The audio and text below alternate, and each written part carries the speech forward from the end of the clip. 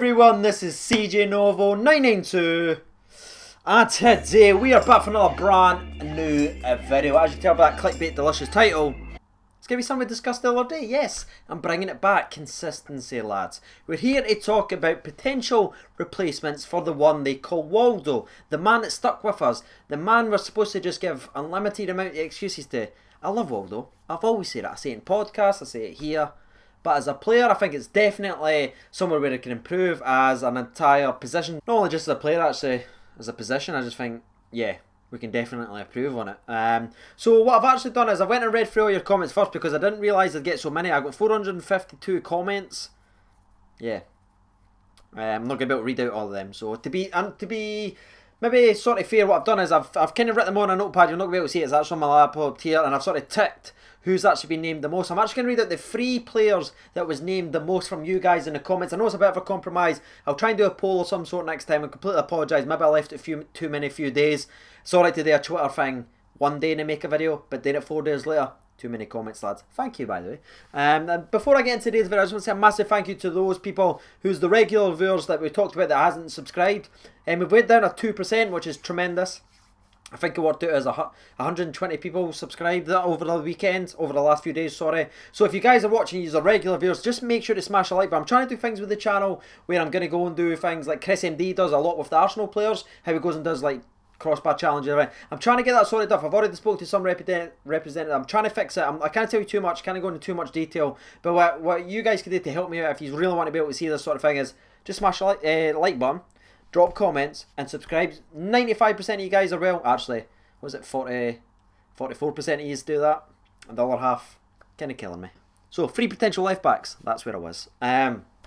Looking over at the list, they're the one that's miles ahead. And it's named in basically everyone's list, who's named quite a lot, is actually going to be Graham Shinnie. Now, if you roll back last year, I said he was the best left back in Scotland. I think Tierney's took that spot now. You can't argue it, lads. Shinnie has actually been moved more towards the centre defensive mid, so I was going to do a kind of joke like saying Graham Shinnie doesn't play left back anymore. But again, a lot of you guys want that. I just don't think Aberdeen will personally sell to him. I think he would definitely be an improvement.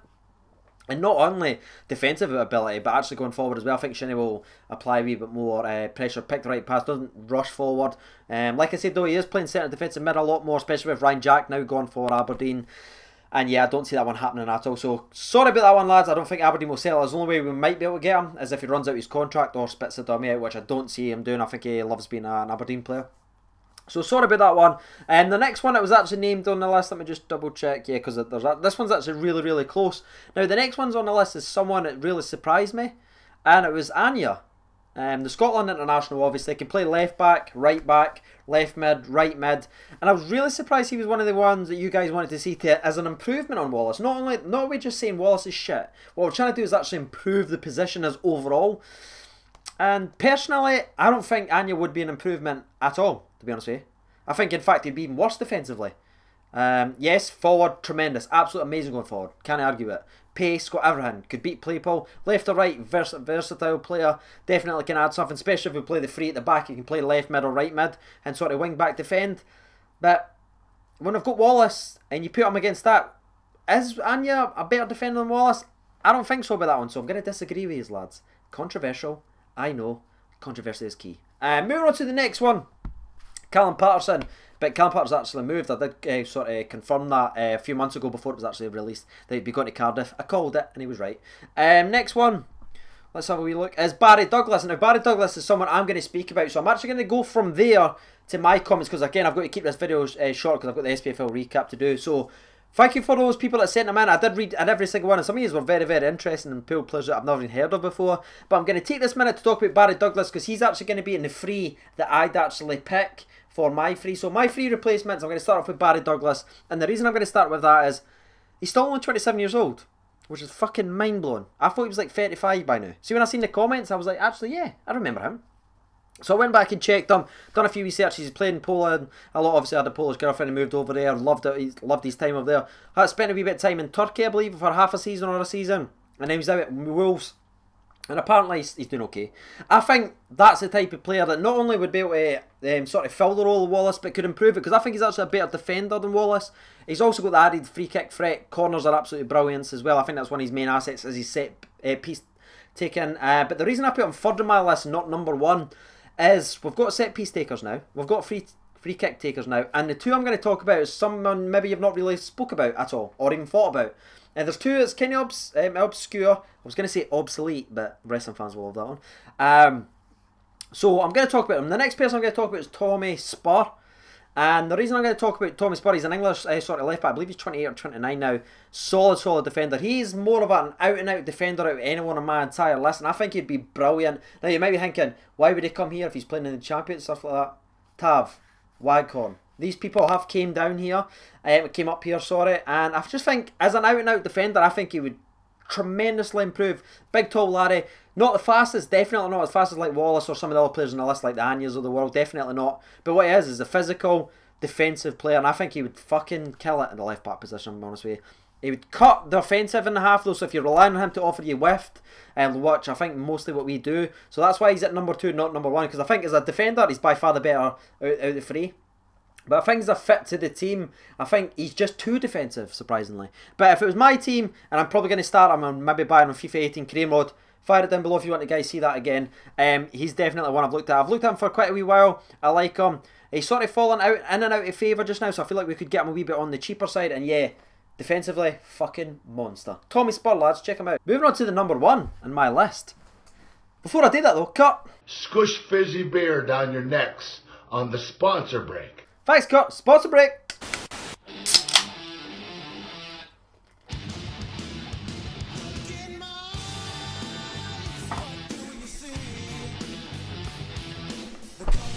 We're back in the room. I can kind of guarantee that no one would ever have picked this player. I'm going to go with a guy called Joe Bennett. Now, Joe Bennett is someone I know weirdly much about.